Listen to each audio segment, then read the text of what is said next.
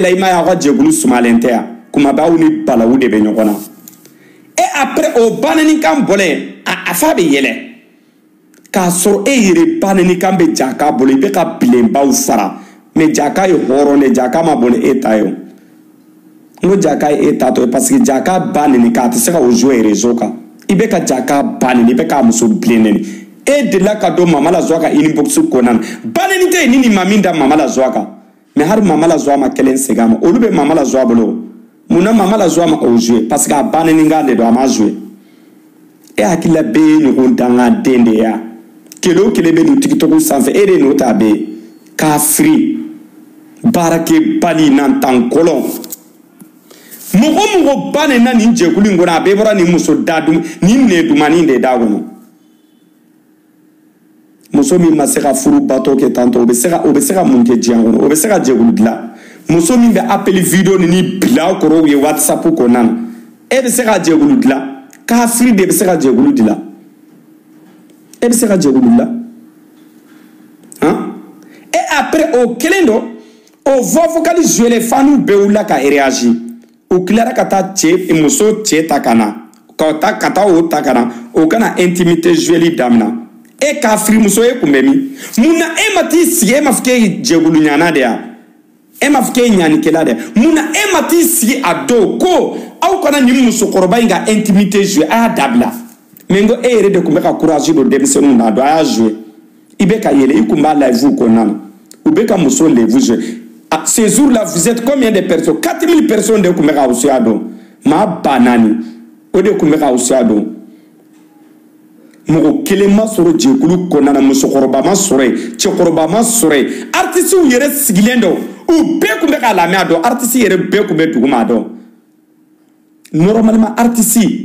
ni e islamete. E ala siram bagade. E Mohamed Dine Mogode. E nyabe musokoroba doda. Ika jekulu konana ubeka o lebu je kaka intimité la bo wallahi bilay ko ko wakati ga demando ubi biga live mene ay ni dabla nga jekulu konana harmi oye mo faka ko de kila ikumbe ba do mais ado o makede mo awye o ke vie e nyorede abe kalo joli bo ubeka mama la zo o kuma kan jouer artiste sigilendo har donc la amabo e Allah magnifique ne o de fo mali justice wallahi bila mali justice mami ye jeliya tianjia kono ni jeli muso inde do bone ba anka ni réseau ka wallahi ni naka groupe de do TikTok ni ça fait mali justice a beni ala ni kirache nete avant de mais bi ambe yoro mina mama torle do TikTok ça fait ni naka jekula mo de do aw kana baga mo shima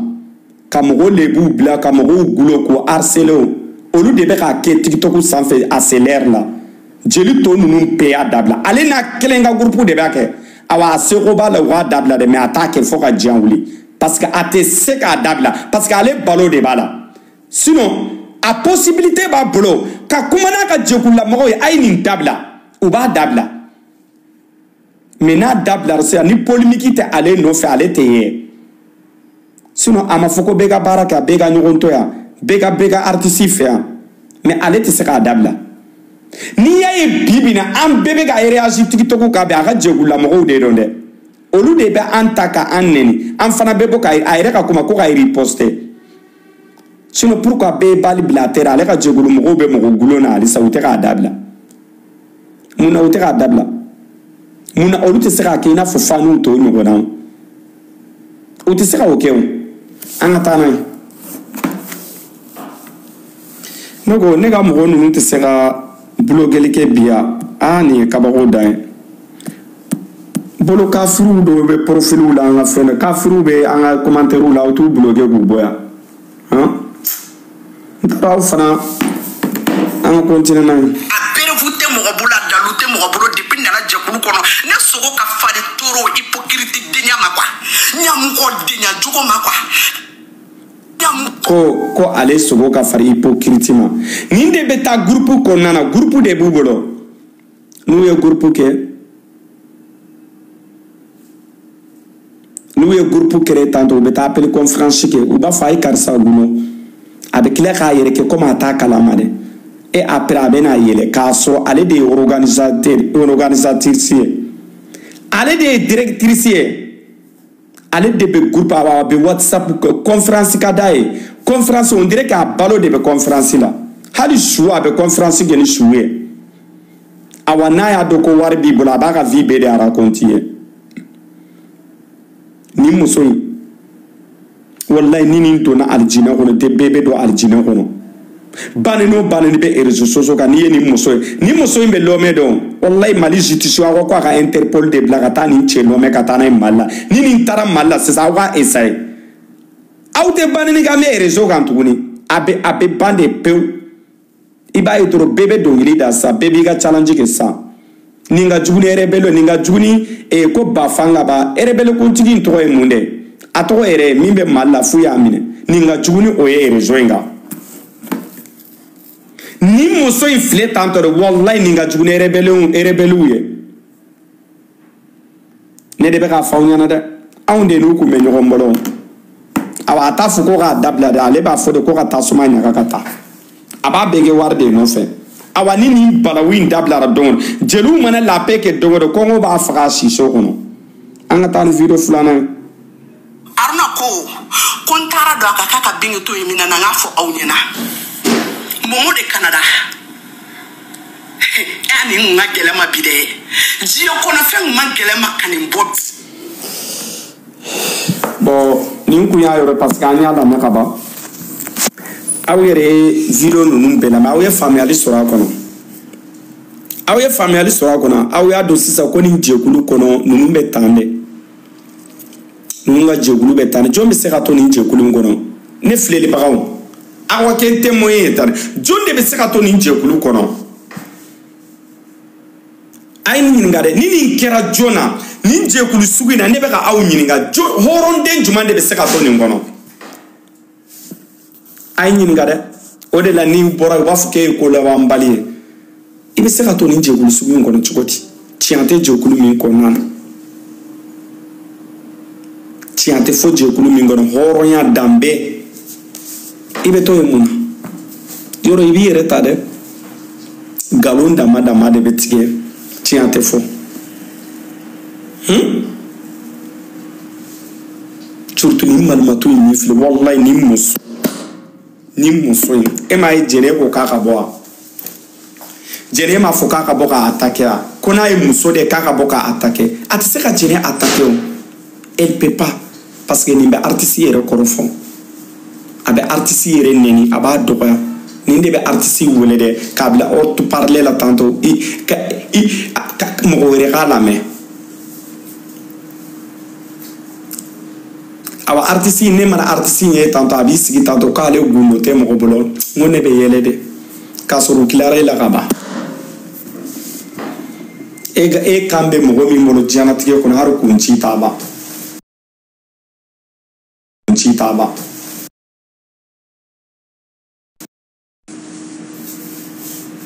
e janfalen don i t'a kalama nin min de i bɛ k'a fɔ ko nin min y'i ɲi yɛrɛ nin y'i jugu ye ka tɛmɛ bɛɛ kan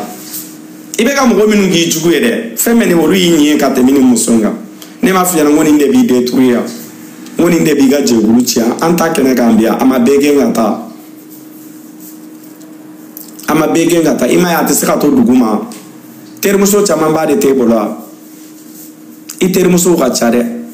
ne b'i terimuso dɔ tɔgɔ dɔn n bɛ n'a tɔgɔ fɔ bi n b'a dɔn o bɛ na n wele bi mɛ n b'i tɔgɔ fɔ piya a terimuso dɔ bɛ yen ko salama njaye o ye hɔrɔn de ye kɔn o b'a dilan de olu tun b'anw nɛgɛnɛgɛ dɔn i n'a fɔ bebedenninw n'an dimina u bɛ don an kan u ni ɲaji sabali sa wala ye publicité kɛ ala y'a dɛmɛ anw tɛ problème fɛ a bɛ fɔ o de ma ko terimuso ladilu terimuso hɔrɔnw mais a tɛ olu fɛ dɛ ale bɛ terimuso polémiquemaw de fɛ terimuso minnu bɛ ba tantôt fa tantôt olu de ka d'u ye mais terimuso minnu b'a ɲa dɛ ayi u tɛ olu lamɛn dɛ olu man d'u ye o n'i kun ye o terimuso ninnu lamɛn dɛ walayi bilayi i ka jɛkulu kun tɛ ci bi mais n'i kun bɛ nin de lamɛn a nɛn ka di awani abi siga ka artiste ban ka ale de bi siga ka gundo be la boya kelen one par one na ma ka wa sibiri da kula nu ya ta dongo nu ya ta dongo abe bo aba fo na ma bilamba be chiansa e mai jenebo kona e muso e kaka boka jabi ngaka gundo de be jenebo segre be jenebo aba do voix vocale belebele ba ni be jenebo ni jenebo je dongo be wuli atisaka jene atake ne sera jene la woro ko ala ko e galonde fuka jeun ni tesala etisaka sala parce que barga bala ka temika anaka koko ko ni barga bala ka temika et malgré tout ne te que fait fort à Django jene soude moi j'ai préféré jene sou ka temika parce que koko be problème be et de no ya be afle problème kono pi et de ya be damna parce que et de jaka ka voix vocale jouer il jaka ka voix vocale jouer be fanu be révoltera wala dro ka kele damna parce que nous a jeli muso banan dro be révolter et de kele be net kiff jene sou de moi j'ai préféré jene sou ka temega parce que jene ma kele indamina de anaka tianikela jere naka tianikela anaka jekulu tila e de koliye ni kele indamina anfile fo yoro mina depuis Italie koyi e de ya damina kana bla fo bila ko nter muso de e a do yoro jume ani minu ye demsenia ke nyogon fedu muna amma olu kuma ga me réseau ka kuma bede kuma kan te réseau awale ale de be bajur samana yoro be abelai fu be ala te ko ere jone rebe ni muso e furu ki ba ke foye gono la muso min te sino so fate sino tel abelai fu be sa haba abe yoro be haru ngo kaka jigi duguma ate seka jigi duguma tellement ko sanfela ka dai ka temi fembeka to go nyini aba fa to edu jeli mamandi imandi fani nuwe i comandu eruti fere abe jekuli ngoro san joli ka abonné te tem 50,000 abonnés la jene nana don juma jene mata 300,000 abonnés ni jene video bila sa beta 10,000 shemu dama ne ale video bila sa uta la mere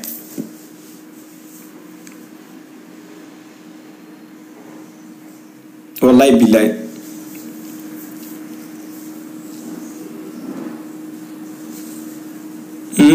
alu de ronde e mai depine na maramba no fe negra alu jelimandia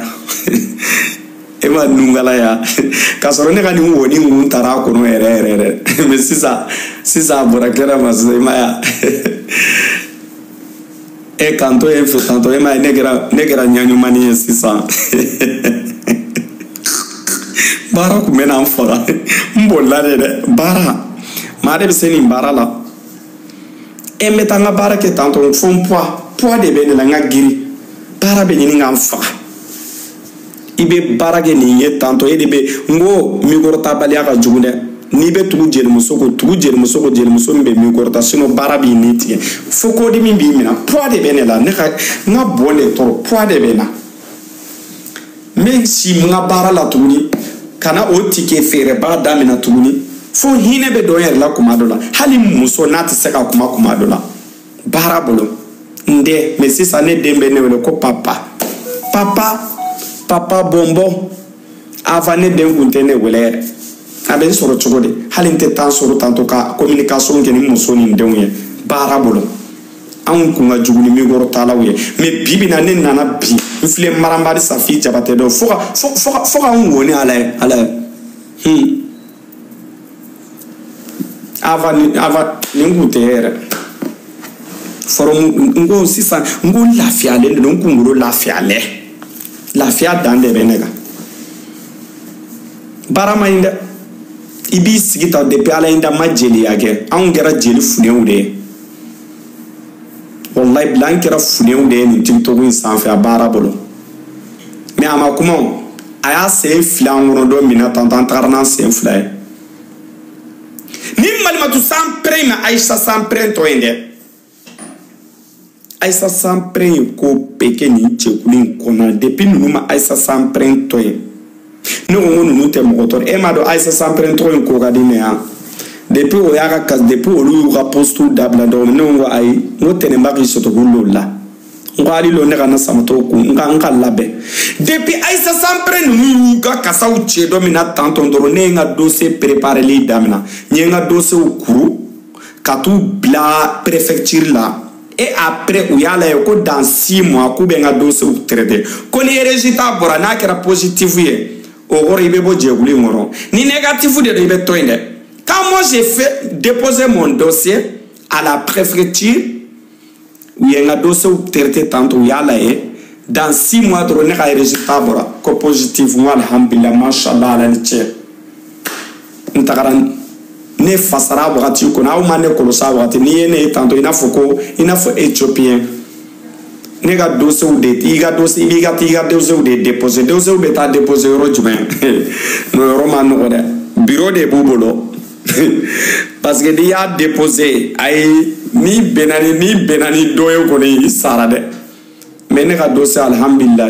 ne ga dossier ma négatif ya ga positif ya alhamdulillah ne bora kon jene soro na soro ga dossier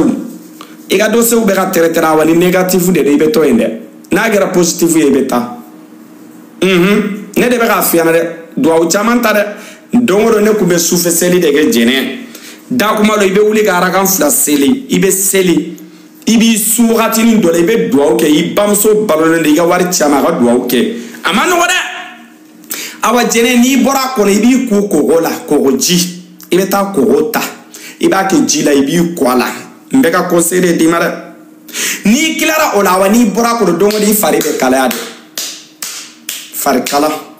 awa idusu kumbe ketane kibe segi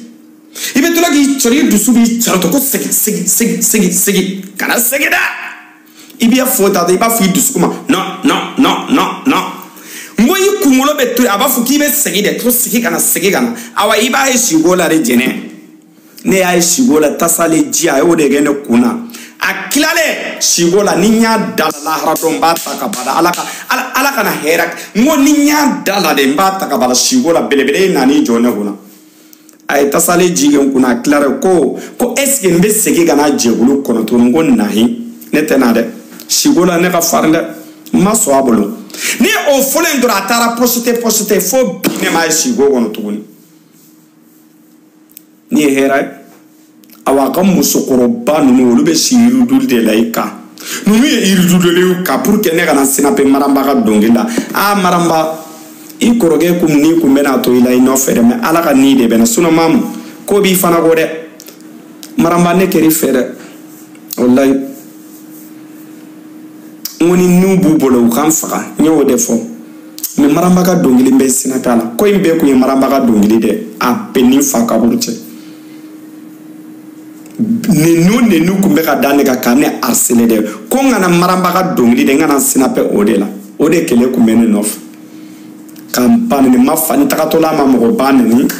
ntakatola ma mo fanani ntakatola ma foske ngo ala de jelu be ka dongili jai ngo mbe sinape jeli be ka dongili la uko oteke ko parce que ni maramba mandi ni safi jabate mandi ne be se kan sinape jelu be ka dongili me olu ka dongili te sinape ole ngo ok dako comme aude kalo konto kene ngo on verra ni nyake depuis ne ok domino nu ye ne guloni damina fo biuma dabla e na ube gulo dongoro kambane ni kamfani aw be ka ke ne dute se ka bana ni fane ni ke ne faso ka dine mi fana ba utoro ne be ode kyo awi parce que ndise ka ubane ndise ka fane nga jamana lo amba respecter suno bana ni ngoni arni lo atenete mo bana arni jamana lo atente mo bante mo wallahi arni progrès diga déjonte nete mo bana ne mo bana ni muna pourquoi ne ba muso e muso de ba sengo ki dano ko muso de bene de umbange e me muso ne muna ne fo ka jaw ni take ne man ni nan taka dongo ne domina yene ta domi dugulu nana dugulu de girna ne ka ni wara fanu kodo kerana ode intoro utara ulutani mo mi yela ne ka live ka ubeta do ka kontu kono ubeta o bamso ta ko fembe ta yana meda ni mbekera ne no fe ubeta duguli nunu arama nunu kata fe wa live nunu wole nunu Aisha Jallo awaba et Safi ka mama ou ka cha nte so ku be fo fen fen be live vous si Safi ka fanu le lobeli nunu qui dote ono et badi nunu olu be bal perdu sur ne no fait be alfimani be tout le monde bon aya na me de harama de bon si ça nunu baw ne nanne de no fait ou faw ne na aw yere kan ni jatemina ou ne nan no fait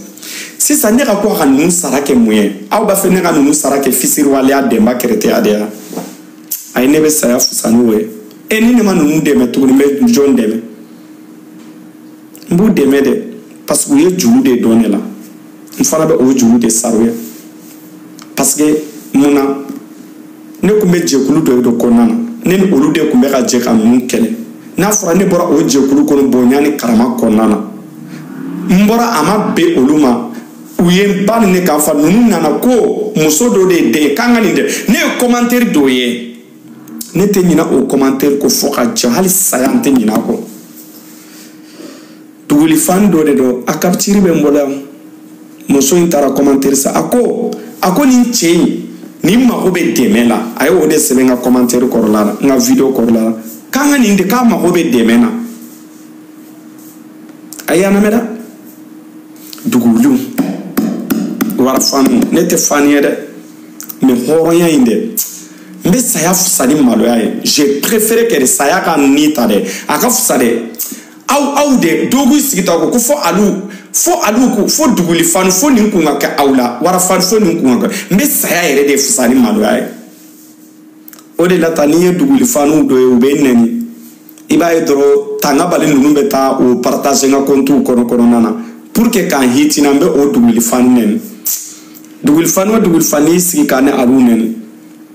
ne horonde de ntine foka jewli mbe miri de mbora fade kele min konana o fade ande be nen olu che folara olu tu sigi kane elenema mais ibe se kane ta kane di oluma mais ate bonne la foka jewli ne be nga côté de joro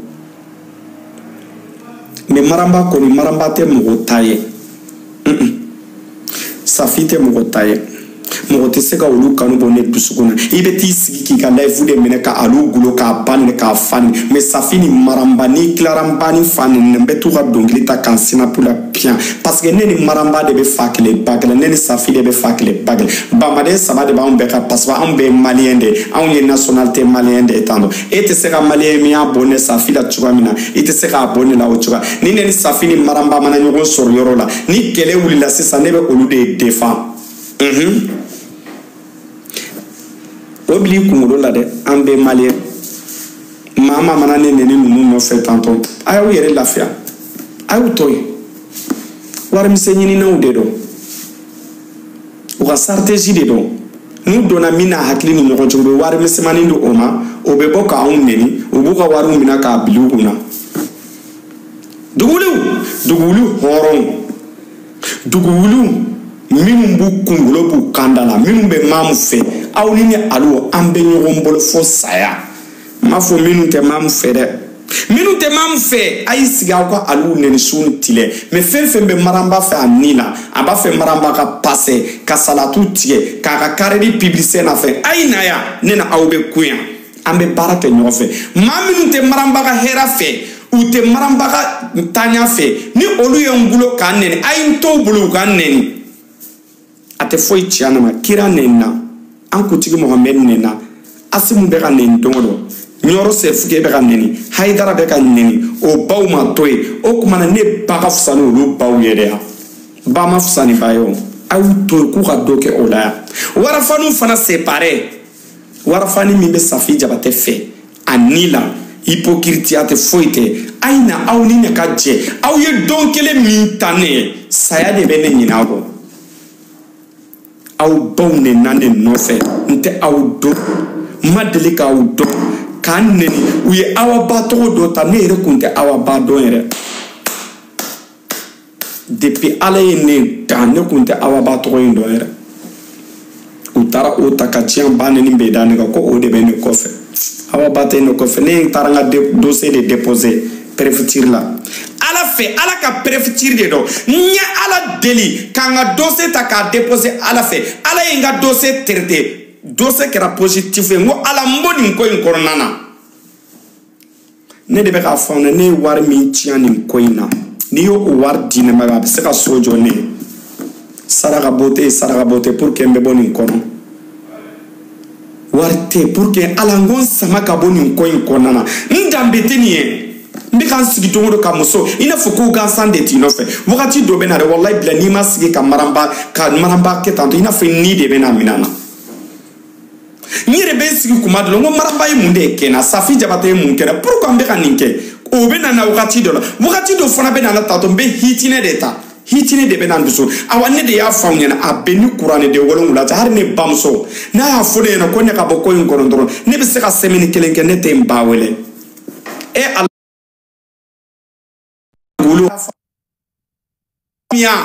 warafanu a y'a faamuya an kun t'an yɛrɛ bolo wallahi hali jɛnɛ yɛrɛ t'a yɛrɛ bolo a t'a yɛrɛ bolo a y'a jate minɛ ba ye jɛnɛ delila ka kalili dɔ kɛ ka bannen do ko n'ale segira nin jɛkulu kɔrɔ k'o hɔrɔn k'ale faama kɛ tan dɛ aw m'a ye jɛnɛ segira ka na tuguni yan jɛnɛ ka dossier a taara déposer dɔrɔn a kɛra négatif de a kɛra négatif de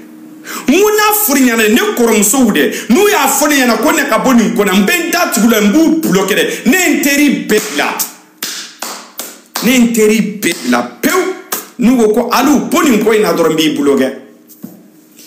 ne jɛɲɔgɔnw bɛ o dɛnɛ la ne ni mɔgɔ minnu bɛ jɛ la Maram kilasigi tɔgɔ dɔ tun b'u ka jɛkulu kɔnɔna na ne delila ko o bloquer ko o nɛni tɛ ni ma dara muso jiginna de hali a ma mɛn dɛ ne de taara dɔn muso ko diya ko a ko muso bɛ bɔ ka publicité kɛ dɛ a ko alu ne hinɛ t'e la ne bɔra ka jigin sisan hali jeli ji ma ja ka bɔ n na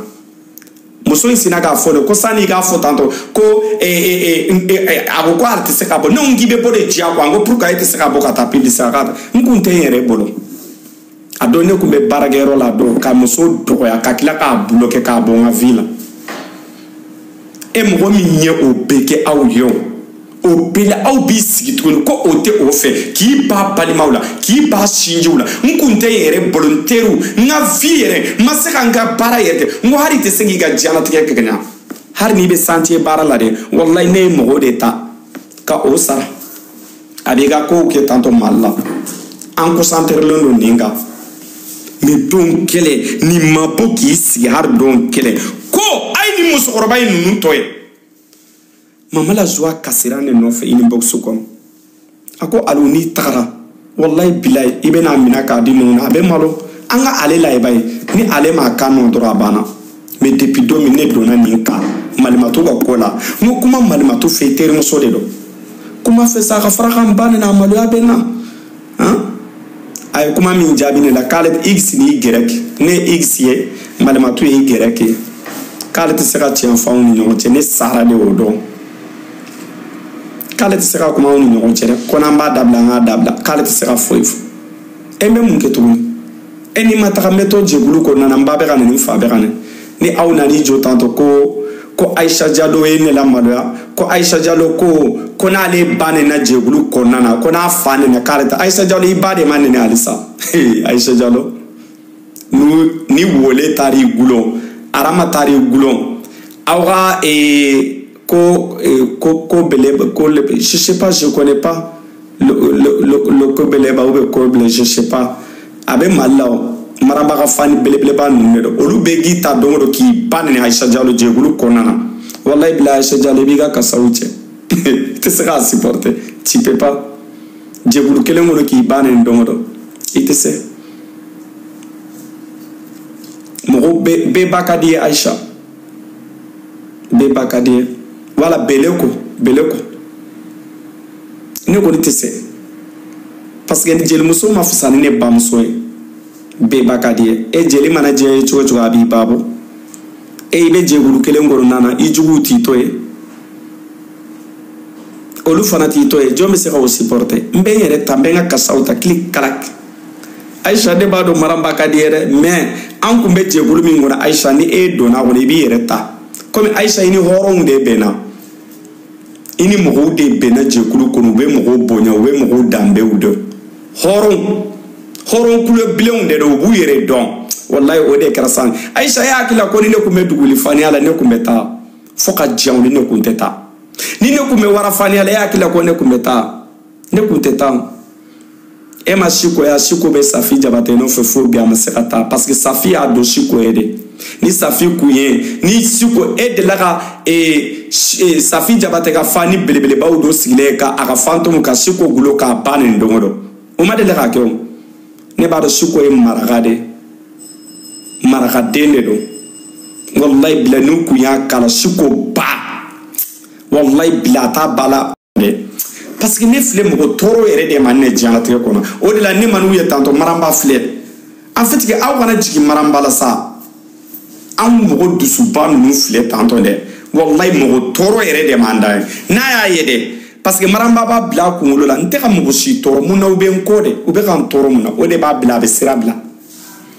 a bɛ dimi aw kana jigin a la dɛ maa ma hinɛ ka bɔ diɲɛlatigɛ kɔnɔna na maa ma hinɛ ka bɔ diɲɛ kɔnɔ ala y'anw bɛɛ kɛ dusuba a tigi dusu ka bɔ n tɔɔrɔ maa min hinɛ ka bɔ a tigi dusu ka bɔ wallahi billahi ni maa min sigilen don a tɛ kuma ne bɛ siran mɔgɔ min ɲɛ diɲɛlatigɛ kɔnɔna o ye mɔgɔ kumabali ye ne bɛ siran mɔgɔ kumabali ɲɛ dɛ parce que mɔgɔ kumabali bɛ dugu wuli a bɛ diɲɛ wuli tantɔ wallahi billahi o tɛ b'a kalama a bɛ jamana ci mɔgɔ kumabali dɛ wallahi billahi dɛ a lamuru dɔn dɛ sa n ko n'a a bɛ min kɛ dugu ma n'a yɛlɛla sanfɛ dɛ wallahi billahi a b'a hinɛ dɔn mɔgɔ la i b'a fɔ k'i k'i yɛrɛ faga k'a d'a ma k'a sɔrɔ dugumala la a bɛ ka min ɲagami ye Allah n'i bɔra a kalama don o don n ko mɔgɔya nɛgɛ de bɛ bɔ i la cɛ an bɛ ko caman kalama ko in na dɛ ne tɛ nkalon ta k'a da mɔgɔ la ne y'o de fɔ ni n ye nkalon ta k'a da mɔgɔ si la nin kɛlɛ in kɔnɔna na ala e de ta ye ne ni yɛrɛ kanantɔ ye dɛ ne tɛ nkalon ta k'a da mɔgɔ si la mɔgɔ si parce que kɛlɛ kɔnɔna na n'i ye nkalon ta k'a da mɔgɔ la dɔrɔn i tɛ gagner kɛlɛ la a dɔn nkalon b'a dɔn ɲa ninnu bɛ nkalon u bɛ nkalon de tigɛ k'a da i la dɔrɔn pour que u ka gagner kɛlɛ kɔnɔna na o tɛ wa a tɛ kɛ tan n ko hakilimaw de bɛ k'a lajɛ e ma ye kɛlɛ daminɛ aw ɲinɛna kɛlɛ daminɛ o kɔ i ma ye aw kumakanw bɛ ka changer ko n'i bɔra jɛkulu kɔnɔna na ko n'i ma jelimuso fa nɛni i m'a ba nɛni ko magamanko a ka k'i la anw y'a ba n'a fa de nɛni anw tagatɔla ma yafa de dala aw fɛ anw ma aw bonya mais o bɛɛ la aw y'anw to yan aw ma anw pousser k'an fo k'anw bila fobali fɔ la aw de ma anw pousser fu b'a fɔ t'a dɔn ayi alu e kɔni sisan wuli seri danna haye kile daminɛra sisan u bɛ t'u jɔ ta fu ba alu kɔni e b'i si kɛ Europe e tɛ n'a Mali la comme aw ka jelimuso de ta ye Mali n ko n bɛ n'ale comme ale de ta ye Bamako ye ale de ta ye Mali aéroport ye comme ale de droit b'a ale de bolo réseau ka tantɔ mɔgɔ si droit tɛ mɔgɔ si bolo k'i ka joie de vivre kɛ réseau kan ko barimanda ko rébellion b'ale ko réseau ko ale ta ye Mali justice ye ale ta ye Mali ye on verra si je vais aller au Mali si je pars pas on va voir dangaden de tɛ taa Mali la ne bɛ taa Mali la dɛ n bɛ taa ni n tagara ni kana bɔ Mali la ka segin ka na Faransi dɛ i bolo dɛ jelimuso i k'an faga dɛ ni kana bɔ yen dɛ awa jelimuso ko mana ni sɔrɔ diɲɛlatigɛ kɔnɔ hali ni kala ye ne wagasi i n'i ka groupe de dɔn parce que aw kumana dɛ n taara n ka mɛn kurantiti kan n ka famille b'a kalama diɲɛ bɛɛ b'a kalama tantɔ i n'i ka jama hali ni dumuni sima de n y'a fɔ diɲɛ yɔrɔ bɛɛ tantɔ fɛn fɛn mana sɔrɔ diɲɛlatigɛ kɔnɔ n ka ɲɛnamaya e jelimuso i n'i ka jama de don dɛ parce que a kɛra diɲɛ bɛɛ ɲɛna menace tɛ menace la aw ma min kɛ kuma tɛ kuma la aw ma min kɛ fagaliko kumaw menace ko kumaw a ye taa kɛ tan aw y'a kɛ tan aw de y'a bɛɛ fɔ aw t'a dɔn k'aw ye kojugu kɛ yɛrɛ a bɛɛ bɛ réseau kan aw t'a dɔn kojugu ye o e yɛrɛ bolo de bɛ k'i kala ye i m'a fɔ tɔgɔ de ka di ya jamu de ka di ya mais i ka tɔgɔ in de o de bɛ na k'i kala ye an ye tɔgɔtigiw ye olu ta ma kɛ komi e cogoya olu ka jɛkula mɔgɔw ma kɛ komi e tɔgɔya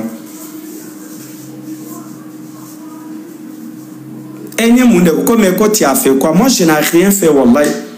Koro, ma fausse de Koro, on peut me démer de caca publicité, caca tike ou faire, café mbeke nkilade wolade, nsegena, nyaye, ko domodo ani musodo de kumenyona, ko jelugo kele de, ngonte jelugo kele la nye chede, nye reta. Ode ma be amadora abana, sinon ma fausse de bombole a corona na. Ngo bongombe sinape marambaka dongila ni safi jabatega dongila ko awolu ni omandi ko droite ne boloko oke nye sinapele marambaka dongila fo bi mahera so sino ne mundeke prevu be jombolo ko ne de laga jeni musone ni fambe yoro mina be atere wallahi ne ma foi de ke foi a prevu te mo shibolo yego kele parce que ne kumbe hera de dama jegulu konana comme ala fana ya unke nyanyu manu yeta ya famia ne fana nana ngo ere baro ko du manu de ga ne maramba ka challenge no wallahi maramba ye ko la si balma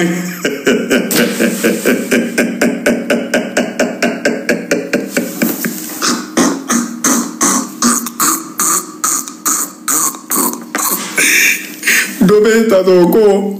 ko alu wallahi bilane ben tege da qur'ane ga tara maramba ga challenge de no fe wallahi alu ni ande ngo ngo kuma na ngo challenge du man ta u fe ko alu wallahi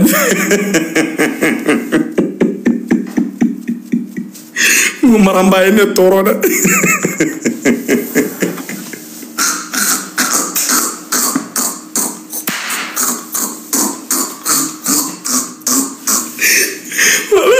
nene sisa ne koromso nene koromso wele ngo sisa on fait eche nene koromso wele fana ngo sisa ngo ambe challenge jumane ke sisa wa so ne la bentara nkumulo kwa fe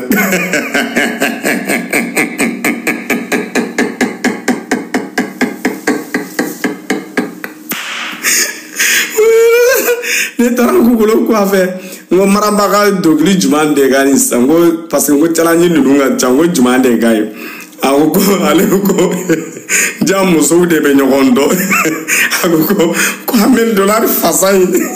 bono ngo ko de mani girdi ga renga de ngo o sembara de ngo be blana wa ko bala ani $1,000 fasai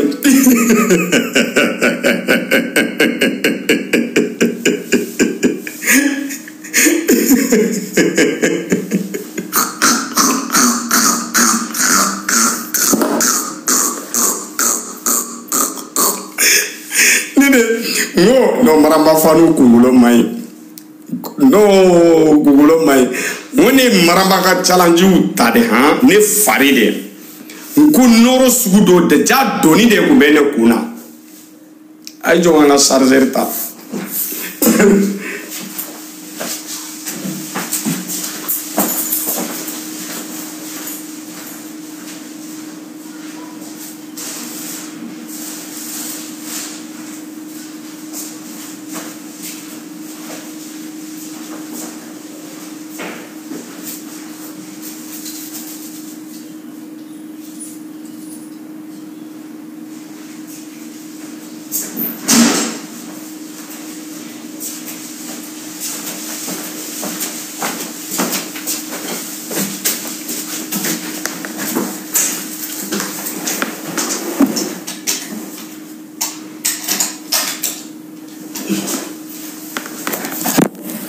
wallahi da mena baro de fawo jarabi de ngo akira de ina fuko doni de kumbene kungulo la de doni bado de bene kungulo la bonne klade o challenge la sisande ne la fiara ne ni la fiara bonne ni la fiara sa ne ngo alhamdulillah sisango ni wala doro maramba fanu de gira o ya soro ne Aisha Diallo fiala si je ne trompe pas ouais Aisha Diallo sababu jugi nana tato wole nunu nana ko mon bébé arama nunu nana duguli fanu be ka sebe doro be ka commentaire jigito be ka partager doro ina fuko ga santere mo do na ka ni mo so ko nana ko est-ce que ko ne alude do non wa alude do ga mo chama manda mo wallahi ne re do bon mo chama kila ko fo kontu de do mo wallahi alu de do mɔgɔ caman ma da la n ko duguli faniw ye ne valoriser o la n ye Safi n ko bon n ko Safi ta n k'an bɛ juma ni juma de kɛ an y'o fana préparer ta n ye Safi ta fana gosi Safi ka faniw fana wulila ko bonya u ye ne partager TikTok yɔrɔ bɛɛ duguliw ni Safi faniw ye ne partager yɔrɔ bɛɛ ni mɔgɔ min ye ne partager u bɛ o bannen k'o fanen ni mɔgɔ min ye commentaire la duguliw ko awɔ an y'an baw de na an y'an fa de na hali sini an bɛ taa olu u ye Aisha Jalo ta u ye Wole ta u ye Arama ta duguli faniw ka kota la olu kɔni tɛ ka jigin dɔrɔn Aisha Jalo ni Arama a yafa ma dɛ bannen dara Aisha Jalo kan ani Arama ni Wole ani Matu ninnu hali Fatu Zara ninnu u ka ca ne tɛ se k'u bɛɛ fɔ ninnu bɛɛ taara ne nɔfɛ ani Nanette u ye kolokolo da Nanette kan ani Jere la Star u ye Jere la Star u ka ca dɛ n tɛ se k'u bɛɛ dɛ n hakili t'u bɛɛ la u y'a bɛɛ ta mais duguliw ko nahi ko olu t'a dabila ko nahi an su de b'a da parce que i b'a kalama hadamaden filɛ tatɔ mɔgɔ ko la u mana wari ko la aw Safi ka fari u y'a daminɛ Awa Ba la o ko k'ale ka sira foyi t'a la Aramatabaw u ye Aramataba ta u ye Safi ka mama ninnu ka taa bila Lobel la o ka ca de tɛ se k'u bɛɛ fɔ u ye bɛɛ de ta mɔgɔ mɔgɔ bɛ live sigi olu ka côté la u y'u bɛɛ ta ka taa a ye ne ko nin kɛra ne bolo baara ye alihamdulilayi mɔgɔ minnu ye o k'i ye o ko ne ka fisiri ko ne ka taa ko ka olu tɔ danga de bɛ n kɔ ni ɲaw to yen aw kana dabila dɛ n'aw y'a da bila o kɔrɔ ko aw dɛsɛra de dɛ hali sini ni n ye Safi ka ɲuman ye min kɛ n b'a bila Marambamu ka pibise ka an bɛ joie de vivre d'u ma fɔ lahara n'aw bɛ sa aw ka sa aw an t'aw fɛ hali mɔgɔ min b'aw fɛ n t'o tigi fɛ a fɔ ka tiɲɛ wuli ne tɛ kɛ nin fɛ n t'a fɛ yɛrɛ yɛrɛ de dɛ mɔgɔ ne Allah n ko hali ni n sara a kana dugawu kɛ n ye wallahi bila hali ni n sara a kana dugawu kɛ n ye i ye dugawu kɛ n tɛ n ta yafa i ma aw t'a kalama min bɛ yen o aw ta komi aw kunna jara aw taara jɛkulu dɔw kɔnɔna na o de b'a k'o bila o la ni ne ye dɔw yɛrɛ ye ko labanbali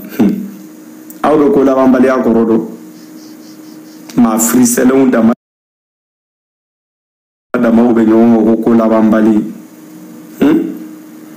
Safi yɛrɛ ka seguba bɛ na se 3 millions Jene la Star tun bɛ duguma i ka demande dɔ de Jene la Star ni n bɛ n ka bajugu ta la n tɛ sɔn ka mɔgɔ ta parce que n bɛ siran u kana anw nɛni o de la n ma sɔn k'aw ta i m'a ye Safi ta tora 5 dɔrɔn dɛ aw bɛ se ka aw bɛ 3 millions sɔrɔ hali a tɛmɛ Safi fanu a tɔ tora dɔɔni dɔrɔn a y'i jilaja a tɔ tora dɔɔni n'an taa Maramba ka yɔrɔ la n'a sɔrɔ Jere la Star tun bɛ demande ani Morgan fana tun bɛ demande na n kun bɛ bajuru ta de la n kun t'a fɛ k'aw ta parce que ni n y'aw ta u kana taa aw nɛni parce que ninnu ye tanga baliw de u tɛ mɔgɔ si to ye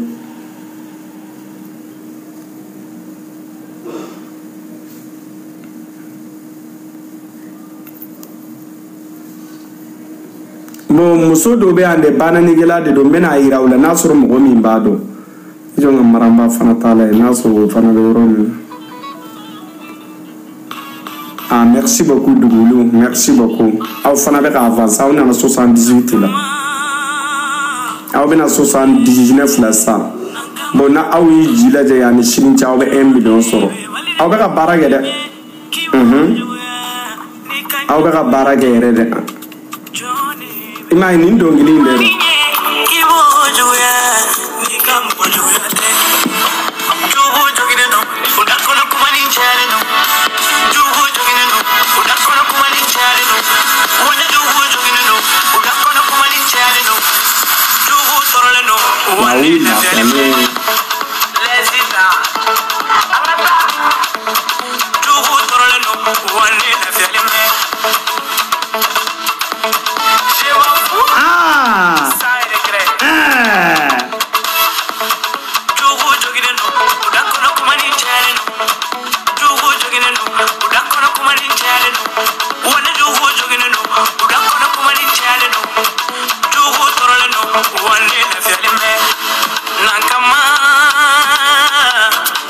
Imasayara Haliere maniere di dire di giuguma di famade avec kono sirana quando ni jufa ni dogili ku gadinesa iberi luluda nankama teri wanu zerina nankama ode lamba fe dogili nga 1 million soro parce que nga dogili préféré de do Wayo kadola tumala Moso sobe nyo jamala Abe nyo na du komplese Kanya do lu konfine Kaja mi na konfirme Jemu fristerele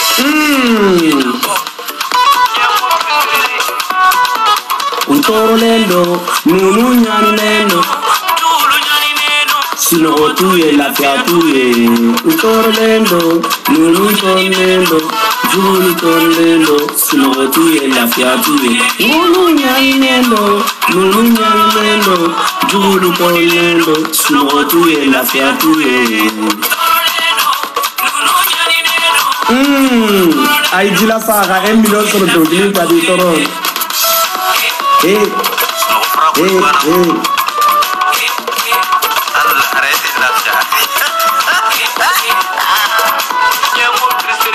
Wallahi nyango fisele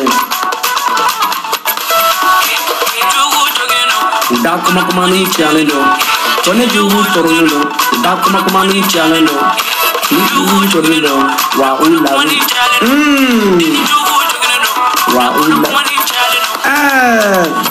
kankaye mankende hasidi ya be mogo mina mankende jugu ya be mogo mina Yango ya be mumina Allah Bezengone ya be mumina Allah dogli du manka di sa Ay jila ja sa Franchement merci beaucoup duguli mam yiga morceau diara trop ay nan kamainta duguli fanu ay do akorna na auka s'il te plaît na ou clara jouer là au va partager en même temps bientôt abena 1 million de vues sur donc link a dit trop ake ala yere de kamawa YouTube ta safi fle anata safi la ta franchement safi ka fanu rien à dire tiens de kadi ala ou YouTube kono trop beaucoup même ou peut ka para ke re franchement ou peut ka para re ke anga tiens fo de mais nyanyamanu duguli fanu aw be retard la de anga tiens fo nyoyana de o te fursa YouTube ko aw ta YouTube ta mena YouTube ta ay do YouTube ko nana ay YouTube ta ngata o de kanya artiste wallahi afle safit afle nimbena 5 millions sur c'est mai ne kumbe combien de la c'est ça mais en 300 na c'est ça safika fanu be ka yele ngera mais si ça ar kunsi diamanten kumulola wallahi ja nibe wallahi ja du sukasibe mo kumulo shike yade jo mala etanto ngante bolo diguru nangana ta mini amba do su saba mini amba Safi merci beaucoup les fans wallahi bilade ja du sukasibe mo kunsigi jeyare ima har kunsigi fi jema foite ne kumulo la tuni folo ne kumbe kunjera aw ma were marqué ne la reduguli nyanyamanu ne na wakati la yoro ne kunsigi be kunjera aw ma o kolosine la mesisa foite entuguni du sukasima yi mo made kungulo kalaya awa dongo do ili balawude be nyogona ma be demba jala sirla ebe demba jala sirla ina fo ko gansa tere na yugo bara dorambe de kumbe botanto ina fo nyemereo hera de do ne mami mboro wala ne mana mo gomi ka bo ko corona to kati ere bila wala awla fi alen baba la fi alen do ash la fiada maya fora furu botanto mai nina a fait que ma dumuni foi dumu folo depuis dugu jera ma foi dumu ne café fitini ndorande mais ni ya ina foko ne dumu ndege la fiate ne manu ya tanto ko depuis ne nana ya anfe ko ne fasalendo kabako danto comme aw magene baye sisa aw magene muso ye sisa ngube o bere de kortige nunu ye dia mi soro ne la o yo soro mo la hali nga fas nga poids de ube nga poids be contrôler ube ko be de kortige ko ga sande bugo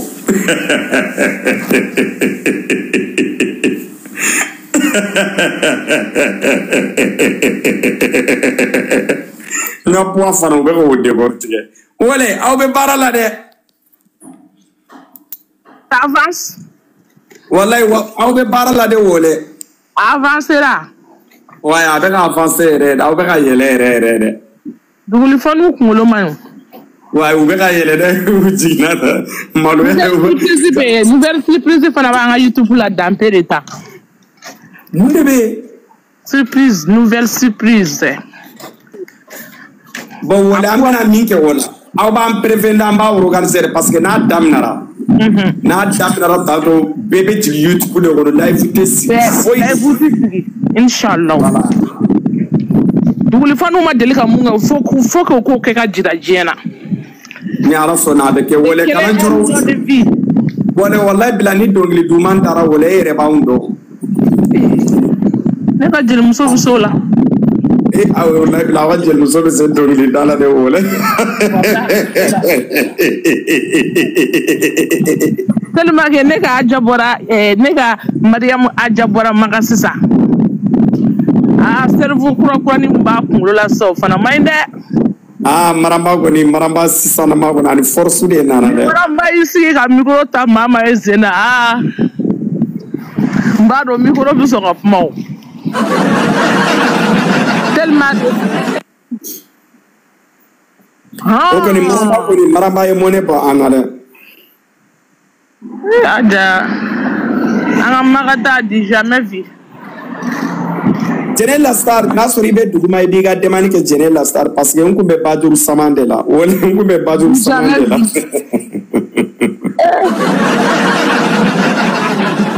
abaro bali le bole bisa Paris est doux aujourd'hui wala billahi non Paris est très doux aujourd'hui, il y a de beau temps, il y a de dis donc, avec des chaleurs comme ça là, je n'ai pas habitué avec ça là.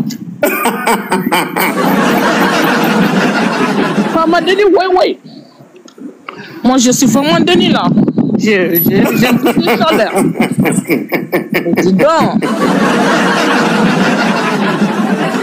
Tiens, ala mi tore bi yera toro wa. Ala mi tore bi yera toro. Wallahi bila ala mi tore mango agi yera toro. Alu ka balma jugu to ka ansu ala man toro nda yera toro.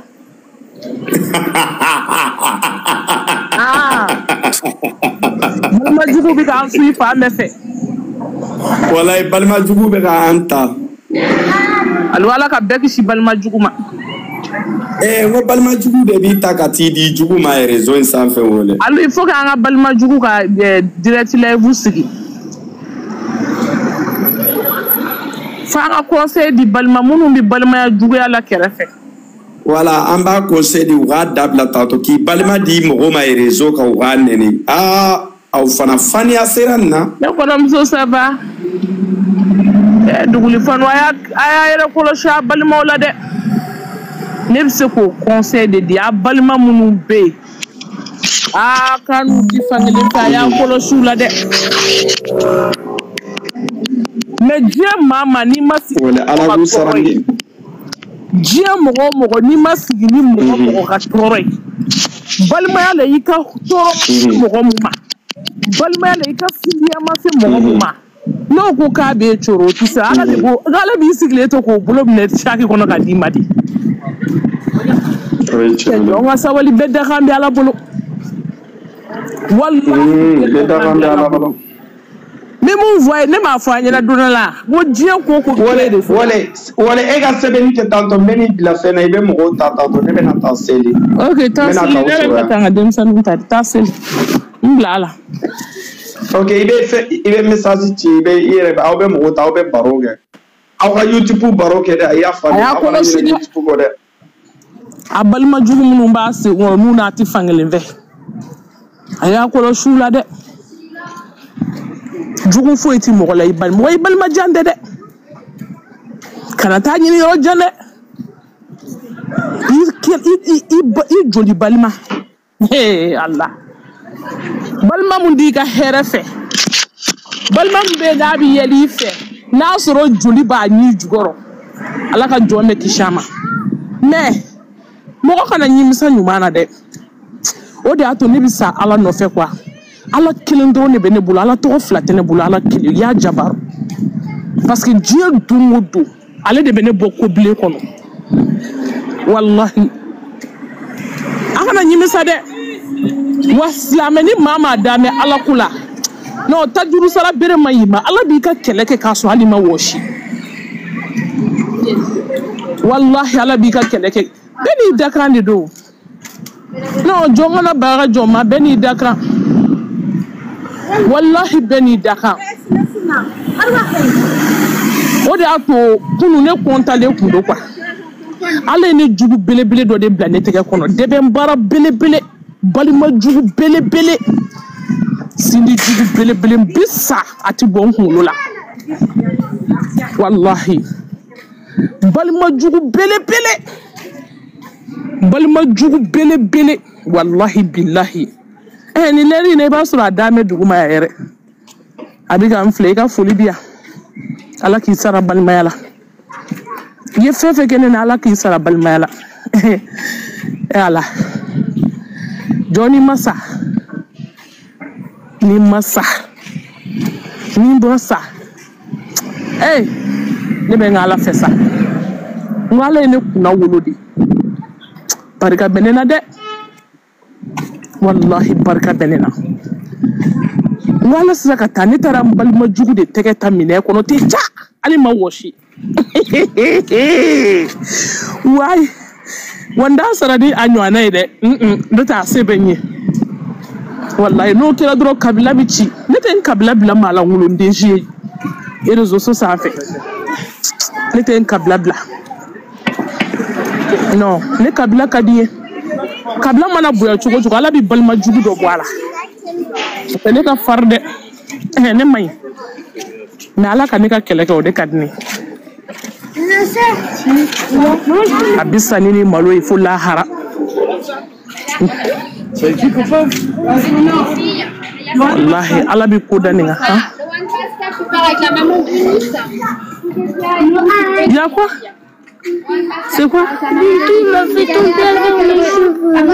C'est bon. C'est bon. A y'a kɔlɔsi dɛ Agare bɛɛ k'i kɔlɔsi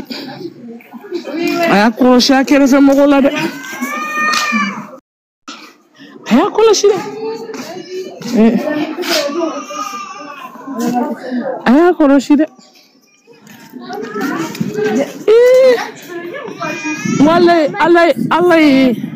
Ala ye ko dɔ de di ne ma ne baro kɛ ɲɔgɔn ne sindiw il faut pas jeter ici hein. On y va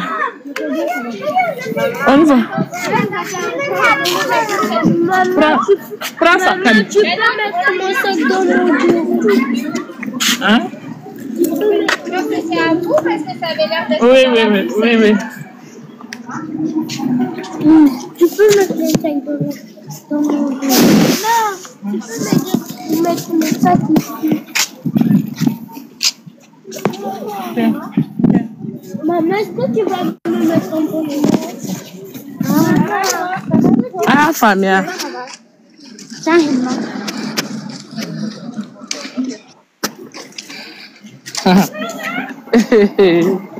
Ça, Allah. Là, bien candidat. Allô? Est-ce qu'il y a tout le monde à la matière? Lagare. Ala ni ce. Lagare ala ko do kene kunu. Grand sœur. Ni ko ala bɛ se k'a kɛ k'a sɔrɔ n bɛ villa n de da la quoi n ka ɲɛnɛmaya na i m'a ye kunun ko n joilen don wa wallahi hali mɔgɔ sinji bɛ se k'i janfa ni mun bɔra joli kelen na jango ha ɲagami dɔɔnin b'i ni mun jɛ ne ka ala ka ɲi sa y'a jabaru ala ka suma mɛnɛ ala ko k'a bɛ mɔnɛ bula a ka teli ala ye ko kɛ ne ye jɔnni ne ka sa komi ne kun t'a dɔn ko n bɛ se k'a ye a ye résultat sɔrɔ quoi wa n sabalila de dɛ n sabalila ka ça va n sabalila ka dimi to na n muɲuna ka dimi to na parce que n ma kojugu k'a tigi la o n ti da n'a ye n ma sigi n'a ye a bɛ yɛlɛ n fɛ ja joli b'a ɲi jukɔrɔ a bɛ n ka whatsapp kɔnɔ a bɛ kuma n fɛ n'i y'a ye i b'a fɔ ko ayi n'i y'a ye n bɛ content n ko ne baden filɛ nin n bɛ dugawu k'a ye n bɛ kumakan dumanw fɔ a ye jɔw bɛ taa ne pɔsɔni b'o bolo ala de farala ne kan ala ma ne ka mali latigɛ jɔn ne ka nin visage dɔn n'ala tun ye ne ka malilata latigɛ nin kun bɛ pɔsɔni kɛ ne kɔnɔ a y'a kɔlɔsi a balimaw la dɛ ça va a y'a kɔlɔsi a balimaw la dɛ mɔgɔ bɛ pressé kuma dɔ la ko ala ma ko dɔ k'i ye i b'a sɔrɔ i ka hɛrɛ de t'a la ni nin kun bɛ jigin ka yɛlɛ kɛ ye o b'a sɔrɔ ne fa fɛn b'a bolo wallahi o b'a sɔrɔ alimɛnen don ne kama mɛ n tɛ n da sara la dɛ balimaya ka di ne toro n'o tɛ a ye mun kɛ n na ni n ko n bɛ n ta sara la a bɛ fini bila fo ka diɲɛ wuli mɛ n'o kɛra dɔrɔn n bɛ n kabila ci n bɛ n kabila di mɔgɔ fu ma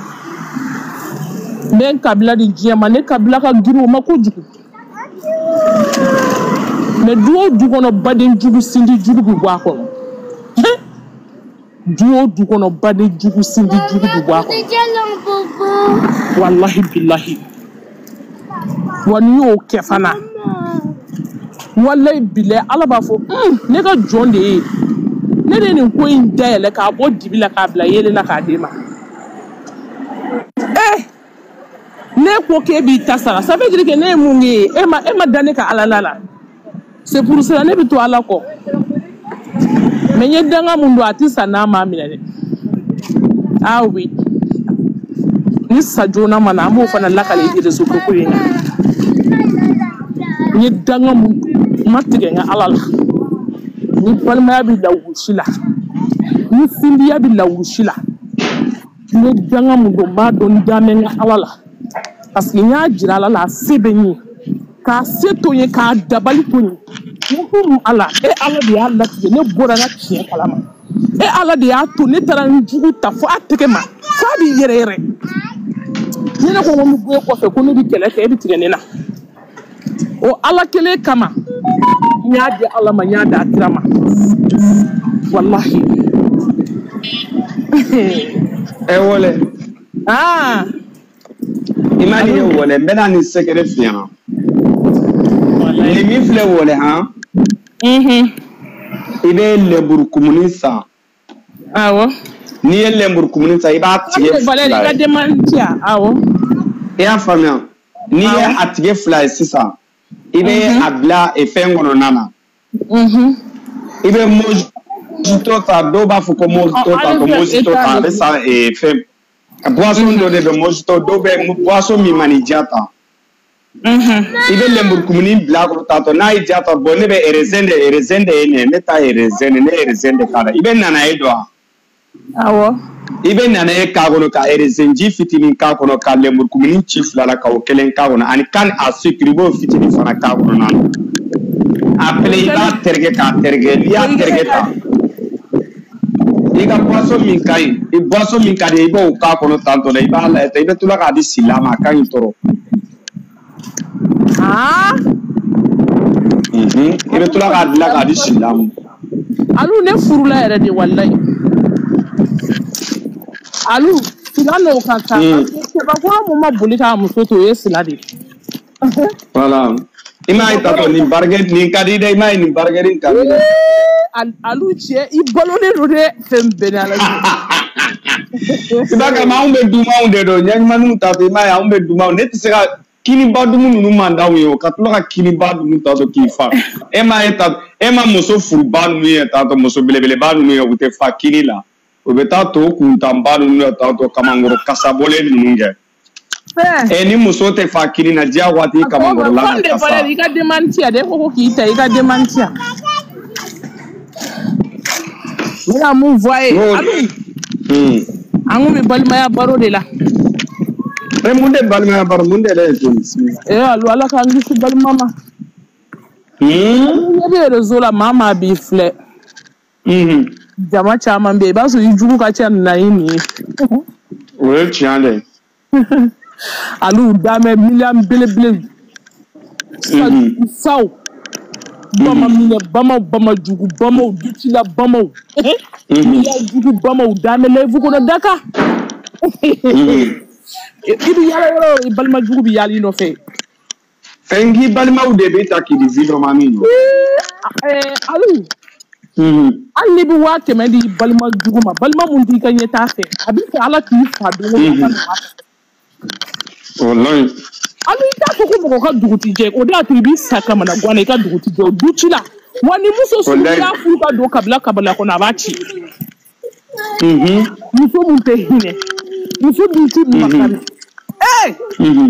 Alou balima jugu man ɲi koyi. Balima jugu man ɲi dɛ. Non Alou balima jugu man ɲi. Balima jugu man ɲi sa. An bɛ to ka ko dɔw fɔ adamaden dɔw bɛ kɔrɔbaya Ala b'u kɔrɔbaya k'u musokɔrɔba dɔw kɛ cogo la a kana ɲin dɛ depuis a denmisɛnnin a b'a la. E m'a ye muso dɔw bɛ sa u tɛ ji tɛ k'u kun na.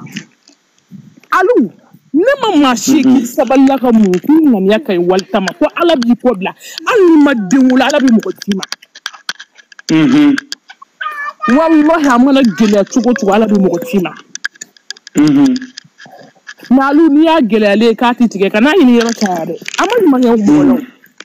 Wallahi i tɛ se k'i ka ɲɛnamaya kɛ k'i tɛ ɲuman kɛ mɔgɔ la k'e bɛ lafiya o. Alou ne ni man jugu ne tɛ se ka ko gɛlɛn kɛ maa ni fi ɲɔgɔn na. Alou ne balima mana kɛ fɛn fɛn ne tɛ n balima labila mɔgɔ. Wallahi. Ka n'i balima labila sinon i bɛ k'a ɲɔgɔnna ye. Merci. Allo. Cɛkɔrɔba kulo gɛlɛn dɔrɔn. An balima ɲuman ninnu de sɛgɛlen don. A tɛ yan sen. Duguli fana a y'a kɔlɔsi dɛ. Walayi. O de y'a to ne ni maa minnu tɛ balima ye u fɛ jɛ ka di ne hali n balimaw ye. Ni maa minnu don Alou olu t'i janfa dɛ. O ye tiɲɛ ye. Maa minnu dɔw t'i janfa i bɛ minnu de don olu de b'i janfa. Awa duguliw de ne ni Wole kɛlɛlen de Wole somɔgɔw yɛrɛ de tun bɛ don ne kan. A somɔgɔw. Mais ne ko n ko non n ko Wole furulen don maraka de ma. N ko ne tɛ vidéo man ye.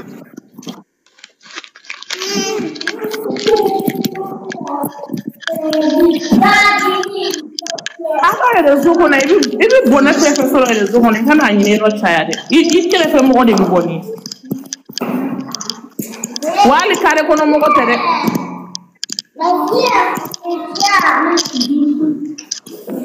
Du kelen mɔgɔ du kelen. Ne y'o fɔ i ɲɛna hali Firawuna min bɛ mɔgɔ Firawuna min bɛ mɔgɔ gulon kɛ dɛ. N k'i yɛrɛ ka mɔgɔw de bɛ t'i ka information bɛɛ di Firawuna ma. Mais Ala ye latigɛ dɔ kɛ ne ye kunu fo ka diɲɛ wuli ne tɛ se ka Ala sara. Ala fɔ k'a barikada dɛ. Ala ye latigɛ belebele dɔ kɛ ne ye kunu. Salamu alaikum. Waalaikum salam ça va? An ko bɛ di? Mahawa ça va? Marakatia fama. Ini ya marakam so la bila wala ki wala la. Gano wake. Uvan ka live, tu ka live si makati ka. Mageti e mundege, mageti ko ene. Makati ne man se ka tanja korom to malu. Ka korom to amburuja. O to isa, kanu to ere fo. Fo me personnel kele la. Non, personnel kele fo ite, kanu to fo ya. Tata de ngonta. Mais ni tabala ke ti kale busi parce que ni ti fe o to ere bi rom na ne te. Ne bi mani mo yi. Mais nga korom so le bi, I korom so le bi. Awa ba ndi sujet mun na na ndi so ka ti ko wala. Awa ba ambe balme a sujet de la, awa ba e ta grand tapote don. Bato siraba ça va? Mais wele o. Balme so ça va? Wele. Tata be yere ko lima duguma de. Tata, tata ne mo.